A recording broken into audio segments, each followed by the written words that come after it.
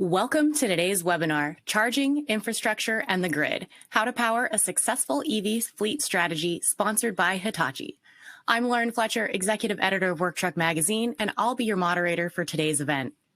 I encourage all of you to ask questions during the webinar at any point, and we'll try to address them all. However, if we don't get to yours, you will be contacted by email with a response after the event. Also, if at any time you'd like to download the PowerPoint presentation used in today's broadcast, you can access it in the Event Resources tab below the Ask a Question tab. Our presenters today are Sean Ackley, EV and Grid Edge Segment Lead for Hitachi Global Social Innovation Business, Daniel Simone, Vice President, Transportation Sector for Hitachi Energy, and last but not least, Emily Graham, Director of Sustainability for Holman Enterprises. Now I'll hand it over to Sean for a quick introduction. Thanks, Lauren. Hey, everybody. I'm glad to be here today. As Lauren said, I'm Sean Ackley with Hitachi's Global Social Innovation Business. And if you have heard of Hitachi's brand, you probably know us for a lot of different reasons. Here in the social innovation business, we get an opportunity to work across the different product portfolios within the Hitachi family to build complex solutions for the EV space. So I look forward to our conversation today. Thanks. Daniel, can you tell us a little bit about yourself? Yes, of course. Thank you, Lauren. So my name is Daniel Simone. I'm the Vice President for the Transportation Industry segment for Hitachi Energy for the Americas region.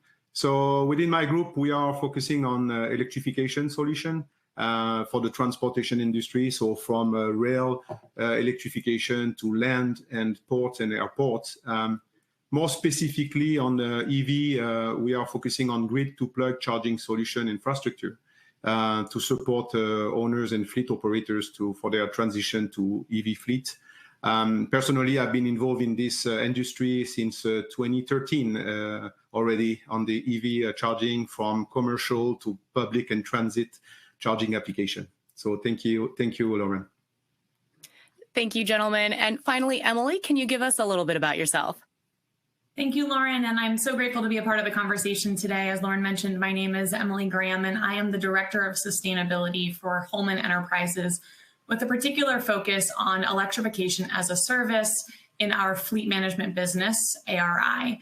And I am very passionate about this topic, both as a part-time EV driver and someone who has spent the last 12 months focused on our entire autonomous, connected electric and shared mobility strategy. So thank you. Thank you, everybody. All right, let's go ahead and get right on into it. The transition to EV is a hot topic right now as fleet owners and operators around the United States assess what it's going to take. Can each of you share your perspective on the prospect of fleet electrification at this time? Let's go ahead and start with Daniel. Yeah, of course. Well, I think it's not a secret to say that the EV transition is very well engaged these days. And I feel, and we feel, I think, in Hitachi Energy and Hitachi, that it will continue to accelerate, mainly for two reasons: decarbonization effort around the world, policies, incentives, investment to support the initiative. And example is the Biden infrastructure program, with a lot of investment in the infrastructure for charging. And at the end of the day, it's, the second reason is the return on investment and on the technology. So the battery cost has decreased drastically, and it will continue based on volume, which will offer other application, right? And you will see more and more of this application. So for the fleet charging infrastructure, what we see today is clearly it depends on the segments in the transportation. But I would say that for urban haul application, with the light to medium duty truck application, including electric buses and transit buses, it's ongoing, and vehicles are available right now. You have different vendors on that, and the deployment is happening, and you will see like big deployment in the future, in the near future. For regional haul, it's a little bit more on the pilot phase, I would say, still and the technology has to be evaluated and also tested. And for long haul AV truck application, I would qualify it as a prototyping phase right now. And there are still some technology, I would say, choices to be made in order to see a bigger adoption. Thank you, Daniel. Emily, what do you have to say on this one? Well, I think Daniel hit on a lot of the buzzwords that we're hearing specifically as this market is actively developing, and there are assets that are ready and the pace is feeling, right? We're feeling this rapid pace. And I think what businesses from a fleet management perspective, or even, your business coming into this call, you're thinking about a pressure because there's a conversation that's happening.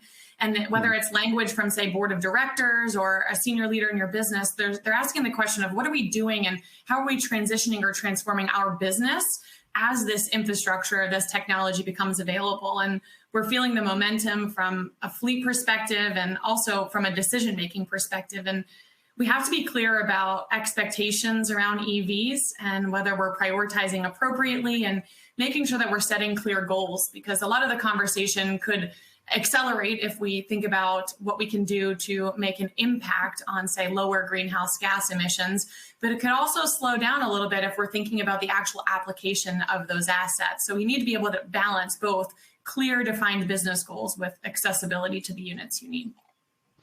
Yeah, if I could, I'll just jump right off and say that the other exciting part about thinking about where you might be in this journey and where we are in the technology development in this landscape is we're not at the very beginning.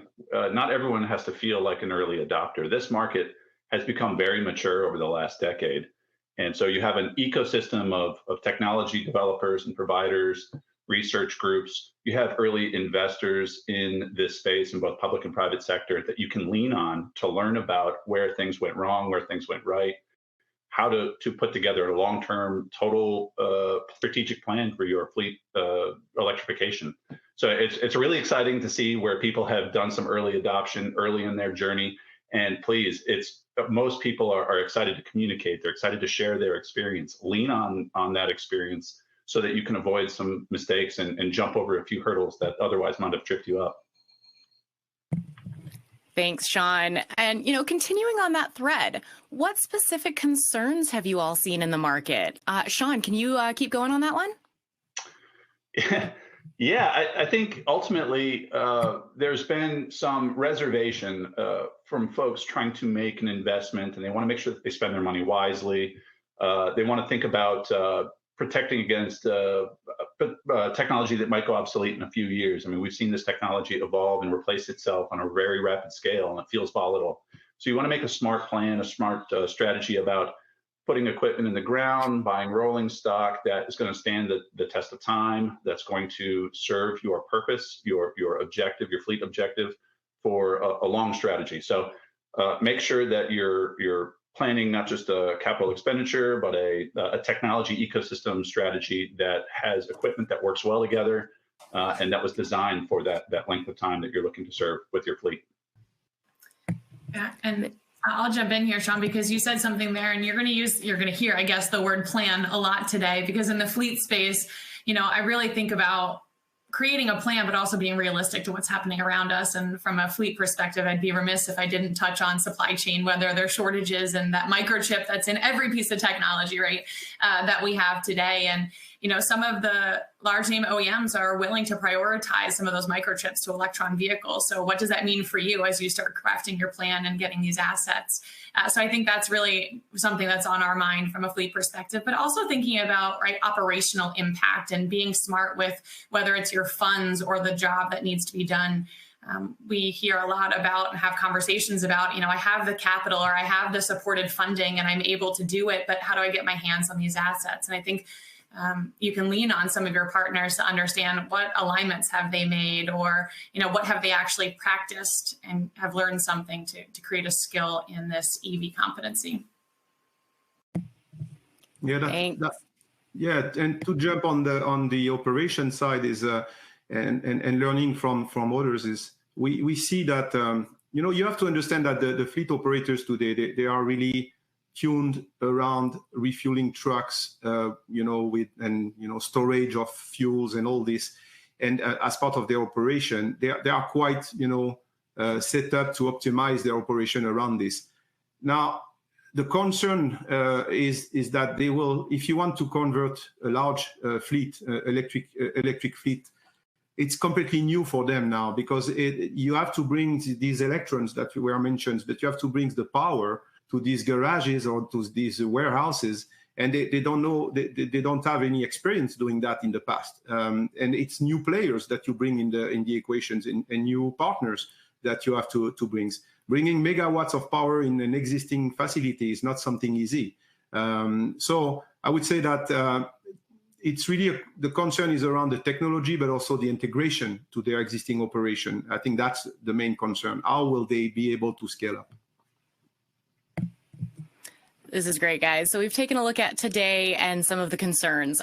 Let's look at the future a little bit. What will the next 10 to 30 years look like for the transition to EVs? Sean, you want to go for it? Oh, good. I love being the prognosticator, especially when no one can tell me I'm wrong yet. We've got some time yet. No, but it is exciting. I think what we've seen is a lot of early adopters thinking about the future, thinking about how to build out that long-term plan for equipment, for rolling stock, for a fleet that will last 10, 15 years beyond. And some things that I think we'll see evolve from that is technology being designed around an architecture that does stay in the ground from a charging infrastructure standpoint. Not stuff that gets put in the ground and ripped out every 5 years when new technology comes out. In the digital landscape, kind of the same mentality. There's a lot of speak around being an ecosystem provider, being able to sell the entire solution, offer the entire solution to the market. But we want to make sure that when the technology innovating companies of the world are designing new technologies to offer fleet operators, fleet owners, fleet leasing organizations, that we're offering technology that is paced with the competencies as everyone's people staff evolves, as your customer base evolves in maturity. So can you use this? Can you manage megawatts of power? Do you need to lean on support from the private sector? Do you need to lean on support from a technologies company to help you manage that power? Do you need user interfaces that are developed around the competencies of someone who's managed a traditionally petrol-powered fleet? And I think we're going to see that over the next 10 years. You're going to see everyone sort of shifting towards developing those friendly user interface technologies that does evolve with everyone's competency as it matures over time. Yeah, that's a good point. And you focused, Sean, and you mentioned about the 10 years, because me also, I'm more comfortable also talking about the next 10 years than it is to talk about 20 and 30 years. I would love that in 30 years we have all electric vehicles and fleets. That would be perfect. But I would say that, again, to my statement before, it depends on the segment in transportation. They are not at the same speed, and for a few reasons, and which are really, make sense, because the technology maybe is not all deployed for this, and also maybe some barriers to entry, which sometimes is not just the technology. It is about also the economics and all of this. And at the end of the day, it takes all of us, including the investment that has been made, and it will continue to be made to make it happen. But quickly on the 10 years time frame, I really like what you mentioned about the fact that it will accelerate. I always say from pilot to scale. Some things like the public charging infrastructure will go, and this is great. But I think the challenge is really about the investment made on the fleet operators. In the private investment, how can we help them so that they can acquire this infrastructure and technology? Because that's, if you think at your car, and I am also an owner of an electric car, I charge 99% of my time at home. And then that's really the case. And it will be probably the case for a lot of application in the private fleets, so we need to support this deployment in infrastructure. I really hoped you had a crystal ball. Both of you got to go before me, but I believe the 10-year mark alone is going to be drastically different than where we will be in 30 years. So my crystal ball is telling me to stay a little bit closer to the 10-year mark, because this is really, it's an evolution, not a revolution, although some days it feels more like the pressure of a revolution. And we need to be paced both with the needs of just the natural consumer and also what the infrastructure can support. And for me, it's thinking about the long game, whether you're planning for your fleet application or thinking about how you actually even access the electricity.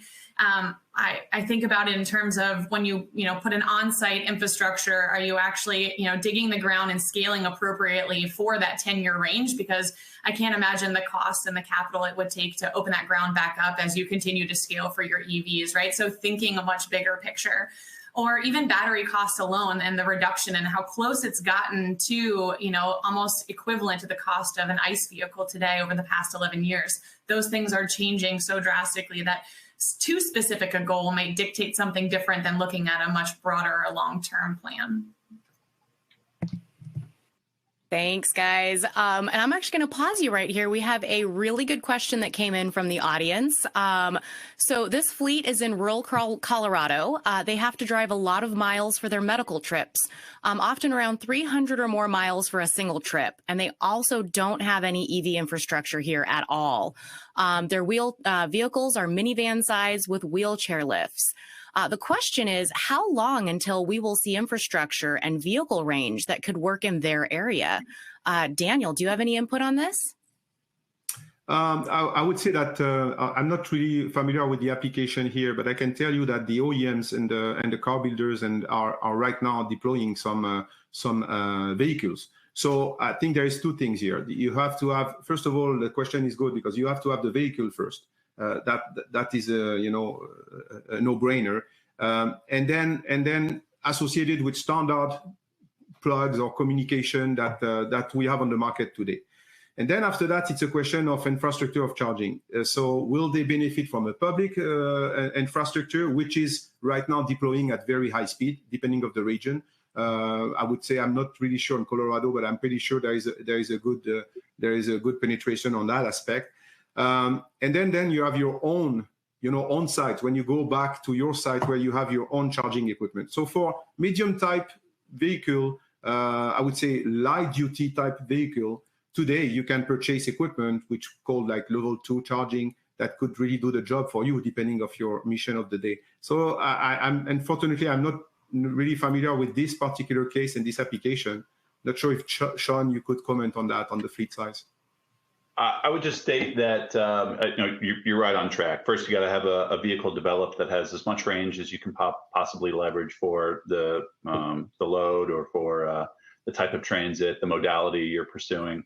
But then, of course, it has to be paired with infrastructure. And I think if you're trying to predict when is the right time to transition, because technology and charging infrastructure availability is there's a lot of people to be talking to and a lot of questions to be asked around. What investments are your utility partners making? You've got Xcel Energy there in Colorado, and they're making an electric highway investment on routes that you take for this journey, making sure that they're offering a good rebate program for private sector investments to put infrastructure in the ground and making sure that that infrastructure is accessible to your fleet. It can't be private infrastructure that's hidden behind walls. That's not to say there isn't a time and a place for private infrastructure, but if you're trying to make a route on the highway, on a route, a corridor that you support in your state or your local community, then the community should be involved and invested in some way in making sure the infrastructure is there. I think the vehicle thing is going to figure itself out, no problem. Technologies in the vehicle space is evolving so fast, and all of the major OEMs are invested in battery electric vehicle technology. The infrastructure is usually the lagger, and I think that one's going to catch up very quickly over the next 5 years here. Yeah, Sean, I love what you just said there in terms of the vehicle, because I think my guidance is to think non-traditional. So everyone wants to replace like for like, right? So if I have a larger van today, I need a larger van tomorrow. Or if I have an SUV, I want an SUV of the future. And I think now, when we think about EVs, I use the term application today. We need to think about, right, you have wheelchair accessible patients. That doesn't mean you couldn't move to something like an e-transit. Of course, right, range isn't there today, but that's just one example of moving from your traditional minivan per se as a spec to a different application of an asset. So there are some startup OEMs coming out with some slick skateboard platforms that really allow you to design and create what you need for your business. So I would keep your eye on some of those developing or startup OEs for the technology as well from a vehicle perspective. Thanks. That was a phenomenal question. Just a reminder, go ahead and ask those questions throughout the presentation. We'll get those answered either here or via email afterwards. So let's go ahead and change gears a little bit. As you all described, one of the major considerations in EV is charging, the grid and the infrastructure needed for electrification. For my first question on this one, in terms of charging and charging infrastructure, what are some of the major discussion points that are affecting fleet? Daniel, you want to take this? Yeah, of course I can. Which is really close to my heart anyway, and to my business here.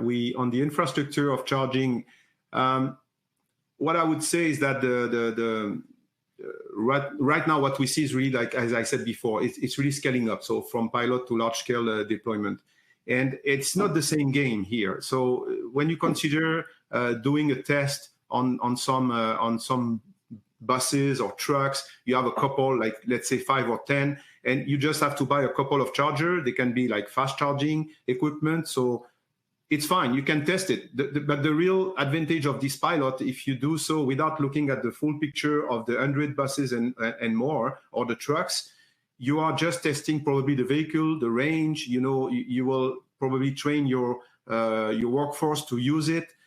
But if you are really looking at the plan, and we will repeat this word again a lot of time on planning here for the complete journey and not just the beginning, then you will have different challenges technologically, which is, in fact, if you consider having to electrify a depot or a garage, I will take some example in a city, for example, where you don't have any room. So first of all, people will ask you, okay, can you reduce the footprint of your equipment? It doesn't fit my existing infrastructure.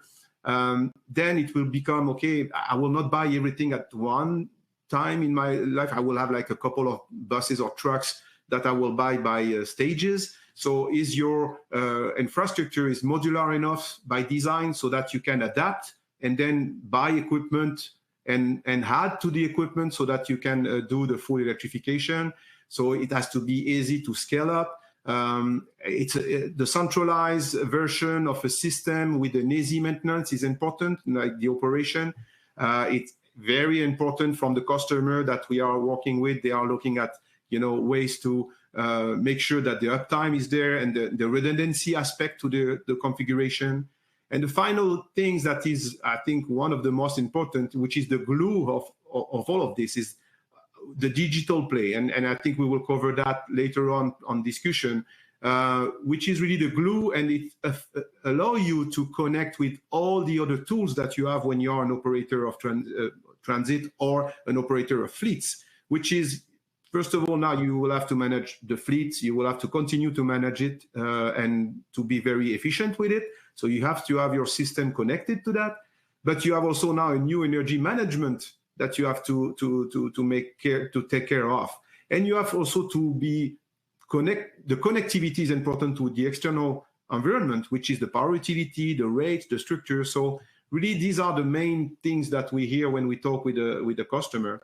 And that's a charging equipment is very, very, infrastructure is very, very important to have.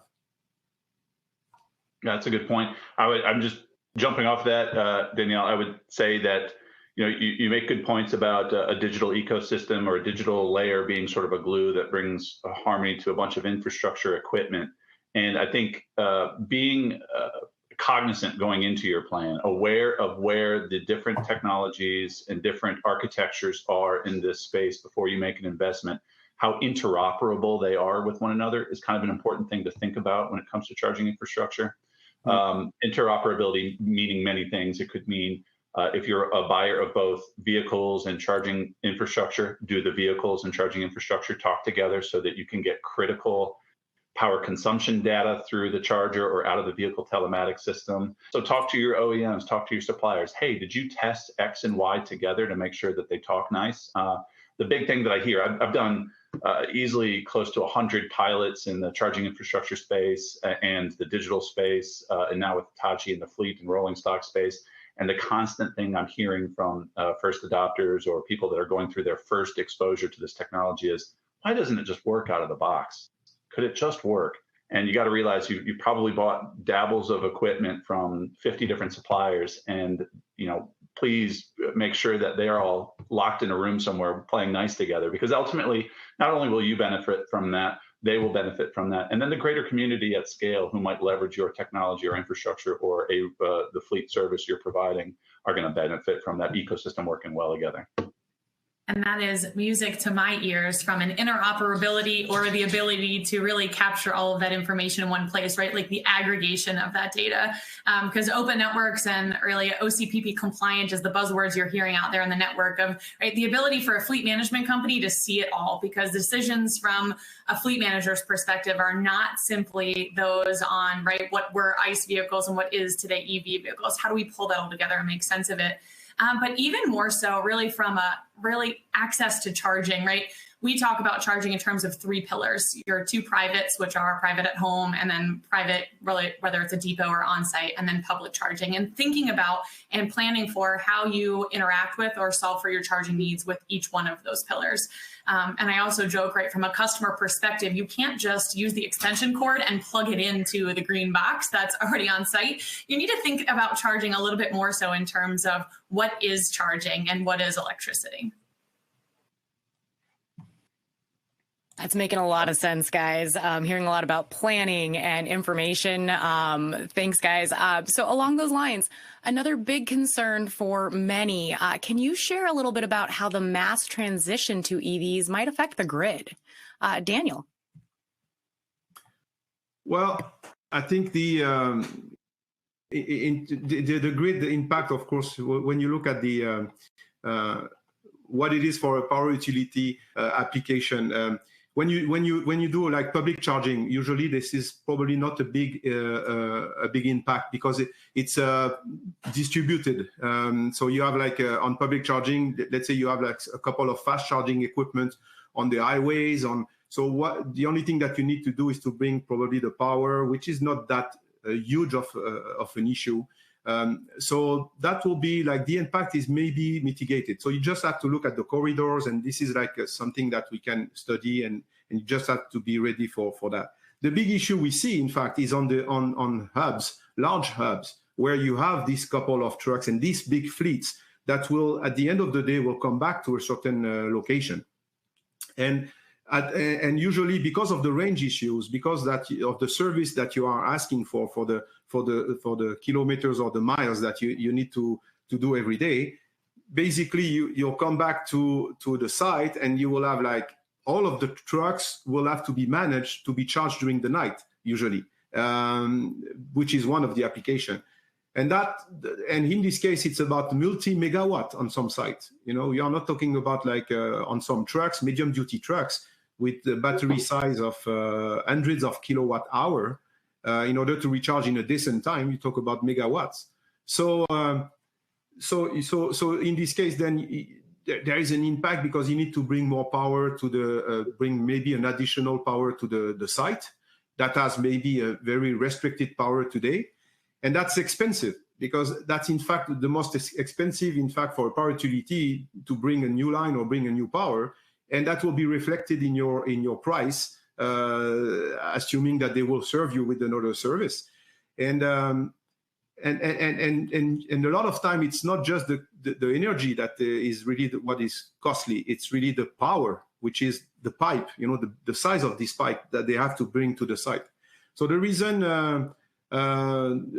this is one of the reasons why you have to consider in your transition to be very close to the power utility, understanding their, you know, and also other partners that can help you to understand the rating, the way that you can accommodate your charging, so that you can establish the right strategy, you know, and so that you understand the tariff structure and that it doesn't kill at the end your business case.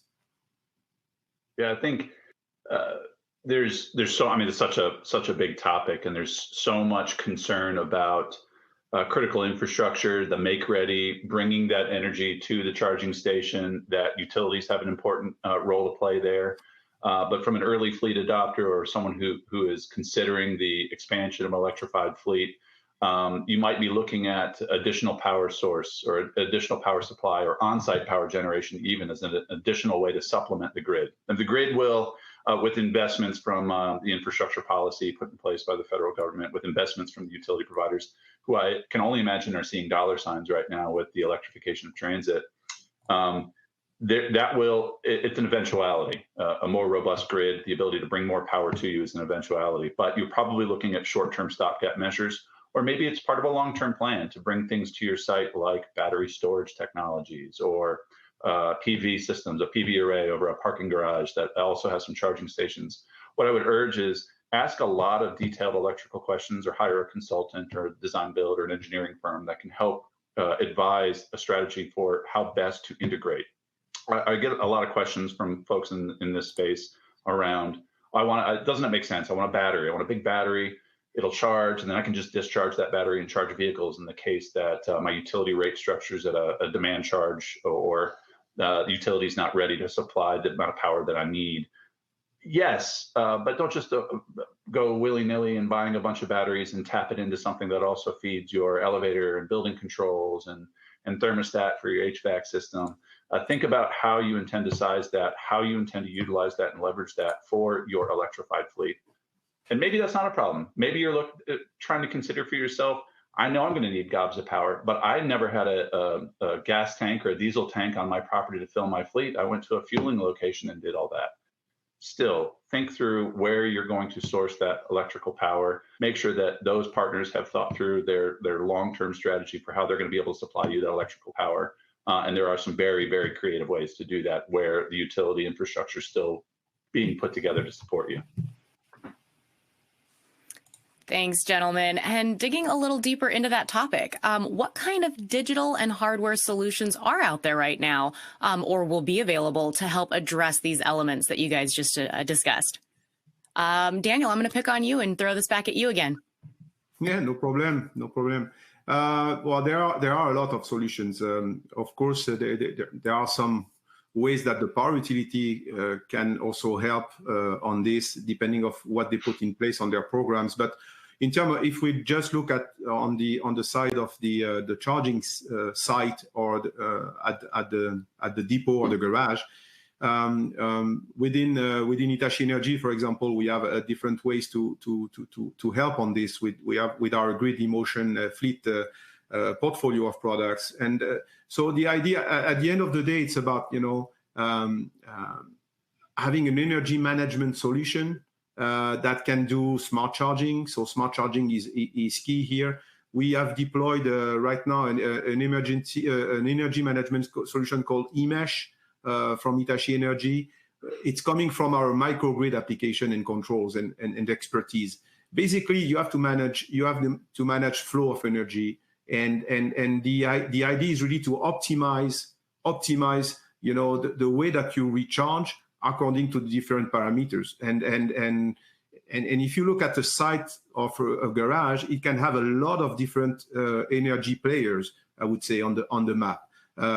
You can include in the portfolio some energy storage application like battery energy storage, so that you could benefit to limit the peak power demand. You can use it at a lower rate from the power utility, recharging these batteries so that you can use when you have to do a full charge of your bus.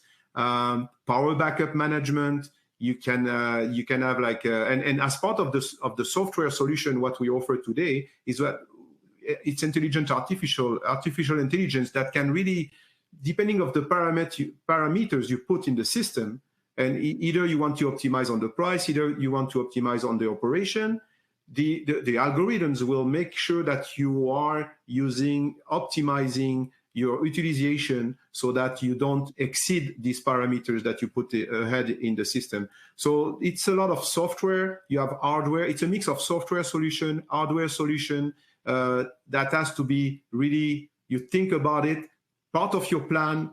You know your loads, you know your what will happen to you in the next 15 years of this conversion, and then these are the tools that you can use to make it sense, for the business case. Sean, do you have anything to add on to that one? I mean, Danielle covered so many key pieces of technology that I think are really supporting from a power supply and infrastructure standpoint that I don't have too much to add. Certainly consider supplemental power generation, clean sources of energy, especially if you're pursuing your fleet electrification from a policy or regulatory standpoint, or just from a corporate ESG policy standpoint. Your sources of power can now be managed digitally. Where is your utility generating power to supply the electrification of your fleet? So those are kind of neat tools that are available to you today.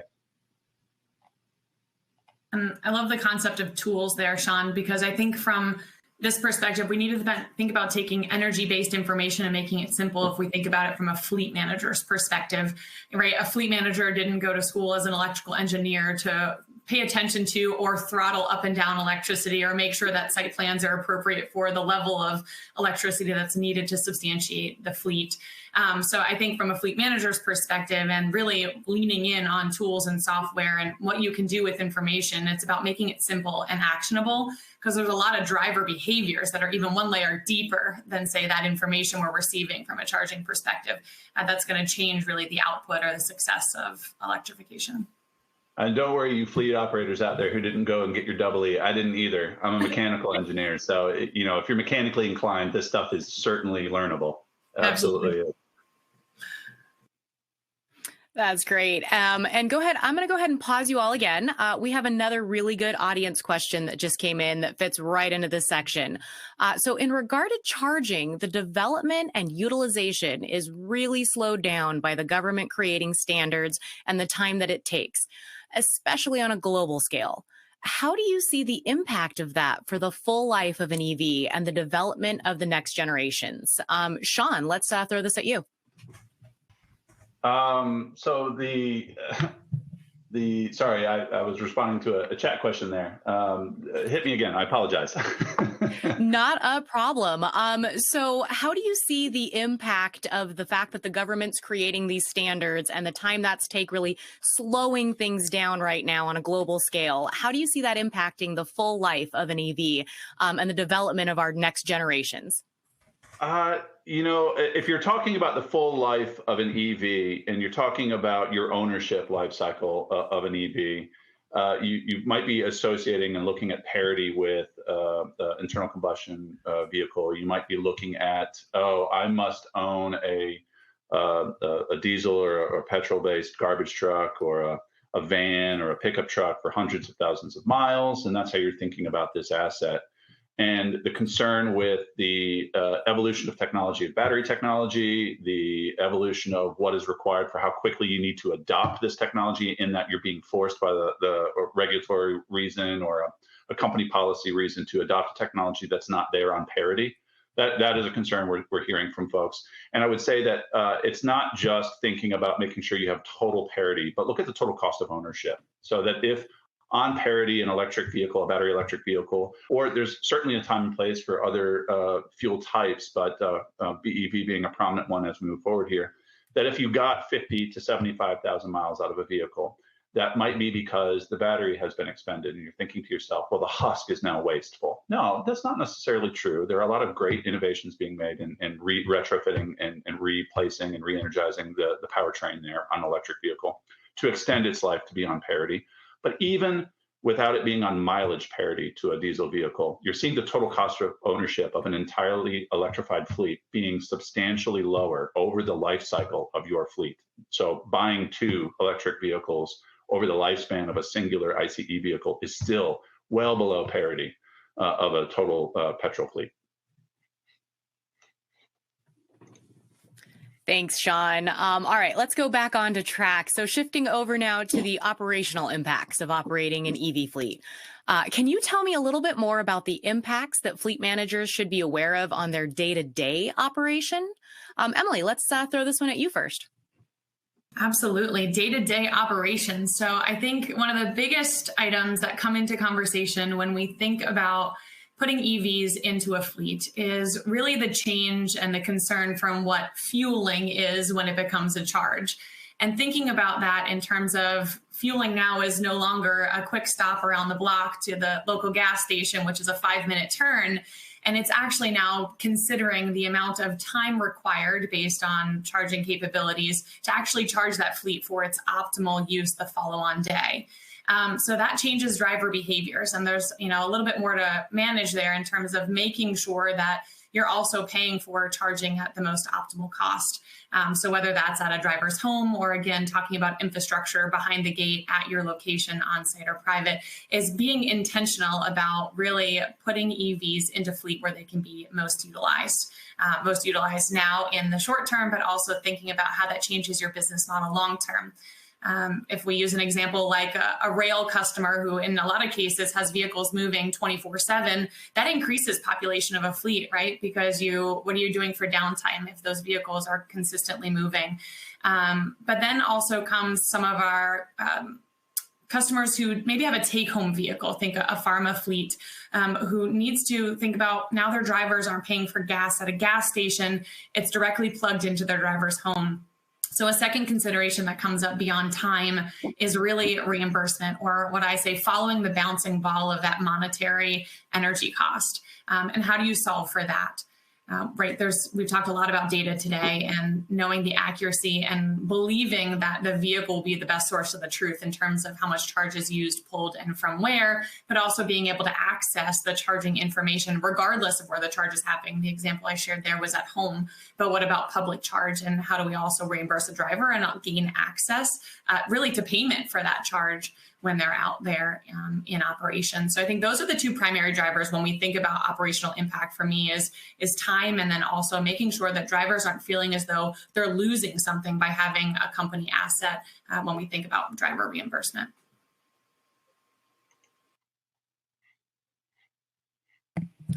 Sean, do you have any input on that? Short and to the point, it's inevitable. This is coming. I won't expand on that too much, but if you are hesitant about adoption, I think you're going to see that the hesitancy is going to make way and push way for just it's going to happen. It's unavoidable. And on that thread, what role do you see digital solutions play in helping fleet managers manage these impacts? Sean. Sorry, if you're asking me. I would say that there's a lot. So a good digital portfolio or ecosystem tool set would include charge station management, from basic monitoring and maintenance and support, checking to make sure this critical infrastructure that helps you get trucks rolling each day is available to you. Making sure that you have a fleet telematics system that you can visualize in the cloud. Are trucks ready to roll in the morning when you start your operations in your day, or evening, depending on how you're working? And then from a digital ecosystem as well, making sure that it goes beyond just basic monitoring and asset management. It moves into predictive maintenance. It can move into long-term power consumption and analytics, kind of like Danielle was alluding to with power management, making sure that you have a digital layer that can help you spend your money wisely in consuming this fuel source. But all of this stuff, again, you've heard us say a lot about ecosystem. A lot of this stuff has to work well together. So making sure that, you may want to order some of this stuff a la carte from the menu that exists in the market today. Make sure it does adhere to certifying standards, open standards. It speaks to your mission statement overall, and then you can then bring these businesses together to make sure that they work well nicely. And I think this will bode well that we're all kind of thinking about the same things, because what Sean just shared in terms of digital solutions are near and dear to our heart as we're creating, right, the aggregation of information to be able to drive a behavior. So thinking about optimal charging patterns of those assets, or do we think about, as you set up your charging infrastructure, how you throttle or balance electricity? Is it first in, first out gets the highest speed of charge so that guy gets back on the road? Or are we doing a split charge because everyone's coming in at the same time? And how do we think about that in terms of keeping your wheels, right, turning and getting your drivers back on the road to do the job they need to do? But also, how do we send those over-the-air updates? Because now maintenance on an EV are things like tech updates and downloads, and making sure that the security software is up to date, and being able to see all of those so that we can push the alert, say, to a driver to force that update on a vehicle, or can it be managed remotely? And really being able to balance how much we do remotely on behalf of an electric vehicle, and also sourcing all of that information. So we've addressed charging and how to operate a fleet so far. But for those looking to make this happen, what are some things fleet owners should consider when it comes to actually executing EVs at scale? Daniel, let's go with you on this one. Yes, great. So I would say that, and I will come back to what we said before, is to look at the complete journey, not just the beginning of the electrification, because sometimes we have a tendency, to test a concept, and we narrow the testing to something that is probably not the end of the journey.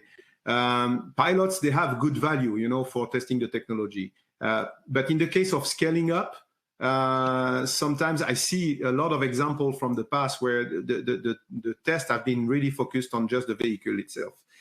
And this is not the barrier in the future. The vehicles are there now. So we have to make sure the solution we pick can connect and be integrated smoothly to the existing operation, which is really, what is important for our customers is they want to know how they can integrate this in their regular existing infrastructure. So I would say that one thing that is important is to make sure to partner with firms who can help the fleet operators to establish the right strategy for the infrastructure and the deployment, and also evaluate the total impact of the choice, like the total cost of ownership.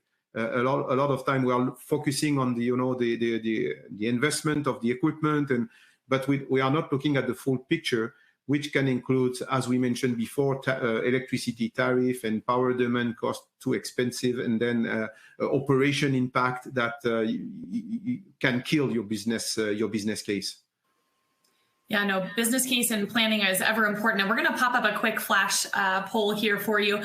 Curious for us to learn where you are and where your business might be in your path to executing this transition to EV, right? Are you thinking about assessing and just aligning your goals, which to me is ever more important, right? To make sure that we're on the right track. But maybe you're already that early adopter, as Sean said, and maybe you're starting now, you're not early, you're a fast follower, we're making progress. So from our perspective in a fleet management company, it's really thinking about this in terms of phases. So you see that language there, pilots or phases, to make sure that we're learning things and continuing to expand on that journey to electrification, because what we pilot today might not be applicable for grand scale, but thinking about learning items and aligning with new partners as the journey continues. And I know, Sean, you focused a little bit on how quickly things are changing in this space. Yeah, I mean, the rate at which technology is evolving into 2.0, 3.0, Rev 5, Rev 6 is insane. In a good way. It's exciting. We've learned from lessons, and we're adapting and adopting new ideas in the creation of new digital and physical content. So if you haven't dabbled, now's as good a time as any to get into your first phase, but don't do it willy-nilly. Again, you're not just spending free money. This is a precious asset, and having a total plan will help you make sure you spend that money wisely.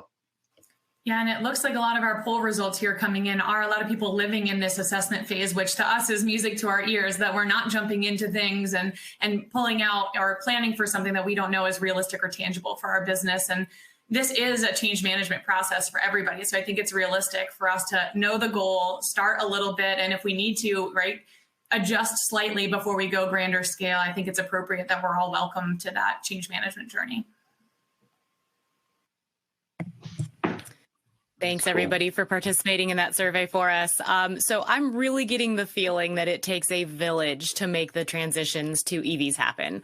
Why is an ecosystem of partners so essential for fleet electrification? Sean? Yeah, I probably belabored that point, so I won't go long on it. But again, from not just interoperability, making sure things work out of the box. Again, you've got to, if you're going into this, you're going into it for a reason, whether it be carrot or stick, regulatory, incentive, cost avoidance. There's a reason you're looking at this now. Maybe it's as simple as you think the tech is cool, and that's yet another wonderful reason to be approaching it. But you have to have a goal. There's an objective here.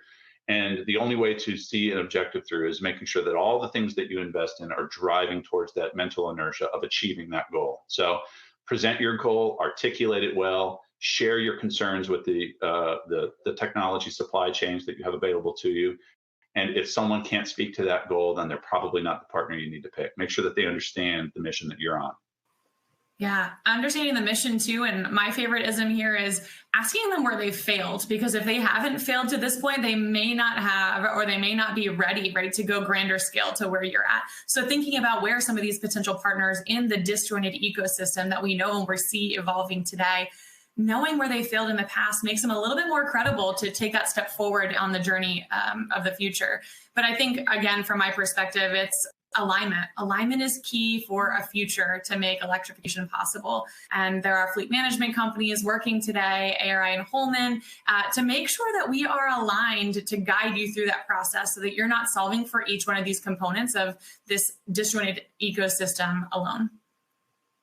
Yeah, and I would say the electrification here means, you join a network, and as you said, you are not alone, and we must work and talk together.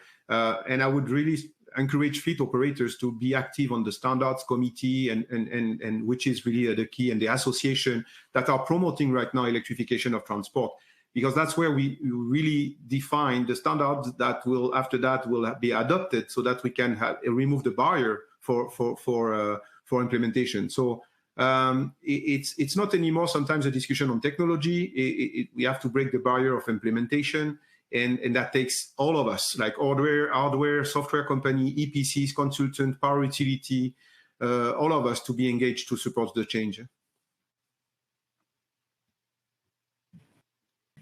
Let's look at the real world now. What are some examples you have experienced or seen in the market of fleet electrification that are addressing some of these previously mentioned charging and digital solution considerations? Sean? Sure. Well, first, I would like to highlight a particularly cool case study and the long-term electrification strategy project that Hitachi is working on, called Optimize Prime. I won't break it down into detail. It's very complex, but if you're looking for total ecosystem support, there are some great competencies globally with the Hitachi group companies. Danielle's organization, Hitachi Energy, from an infrastructure and power management and utility scale competency. Hitachi Astemo, if you're familiar with how Hitachi plays in the vehicle supply chain for road-going vehicles, passenger vehicles, and then trucks and buses, and the way we move people and goods. There's this huge ecosystem available to you. And my group here in GSIB, please look to us as a great way to sort of aggregate complex solutions. Like I said, I've seen 100 pilots come up and succeed, and I've seen many fail. I've seen what can go wrong. So if you're looking for consultant partners, and I'm sure Emily can speak to this as well, the more experience inclusive of failure your partners have had, the more honest they can be with you about how to approach a long-term strategy.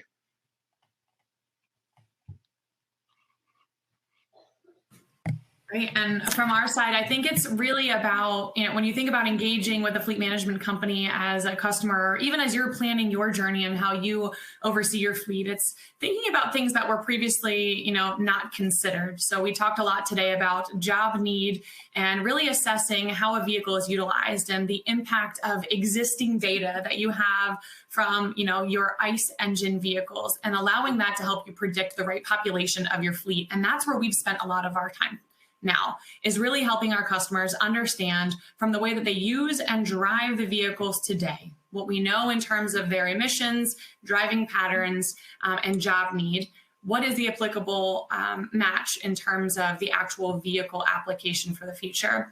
But I think there's other things you need to think about in how your drivers use these vehicles, and driver behavior changing. If you've never driven an EV before, driver behavior is drastically different. There are different bells, whistles, alerts, buttons you need to touch, or the fact that you don't hear the engine at all. And thinking about driver training as you step into that asset for the first time is also critically important, and some things that we need to address or be aware of when you start putting EVs in the hands of your drivers, and how do you position that driver training appropriately. And the last of it is really thinking about, where does the vehicle go? Where is it? Where does it sleep overnight? Where, who is charging it? And I like to use the example of, well, it would be easy if we just one-to-one driver to their house and gave them the charging station. But we've already run into scenarios of multi-unit dwellings. And what if I live in a condo association that isn't going to let me drag the extension cord out to my parking spot?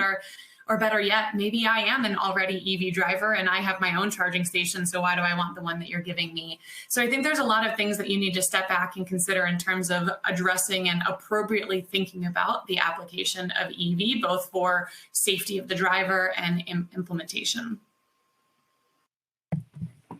Thank you all so much. So we do have just a few minutes remaining. We're going to do a quick rapid fire Q&A to answer just a few of the questions that came in during our presentation. Let's see, Emily, this one I'm going to throw at you first. So what is the cold weather impact on fleet capability? Yeah, this is something that is, ever developing. And we've had a lot of conversations with our cross-border customers in Canada thinking about, impact to battery overall and how does it stand up. So we have a lot of fleets today that are actually piloting plug-in electric vehicles to see if that's going to help them just dip their toe in, right? It's about learning something or potentially failing to adjust. But I think overall we need to learn how that reduces battery range. And I'm no battery expert, but I know our fleets have certainly learned there is a reduction. I am Canadian originally, so even an ICE engine you plug in, northern Canada is going to give you a rough time, a rough go. You don't know cold unless you've been to Winnipeg in the middle of January. That was going to be my example, Sean. You beat me to it. I've been there too. And they have great charging infrastructure that's available to you out there in rolling stock. So absolutely. I love it.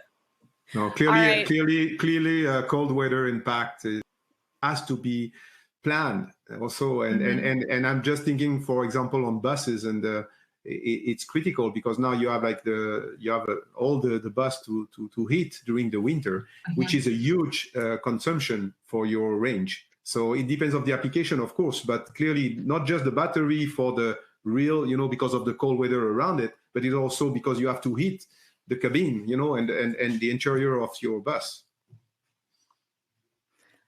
Awesome. I think we got time for at least another one. One more from the audience. Let's see. So what are your thoughts on using lithium-ion chargers that pull less from the electrical grid? Sean.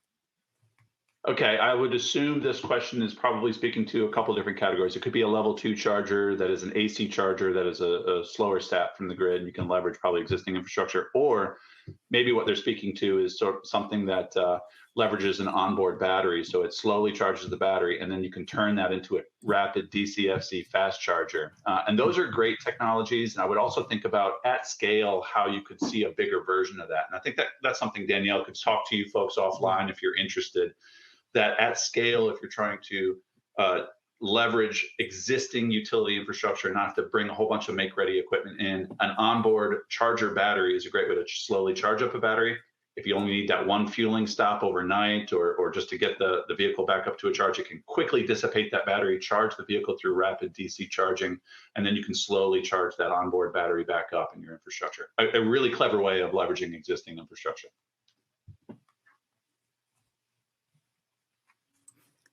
Awesome. Thank you. I think we've got time for at least one last one. So would you be able to share an estimated or typical timeline for a fleet of 50 buses in a rural setting to be electrified successfully, planned well, over the next 5 years or 10 years?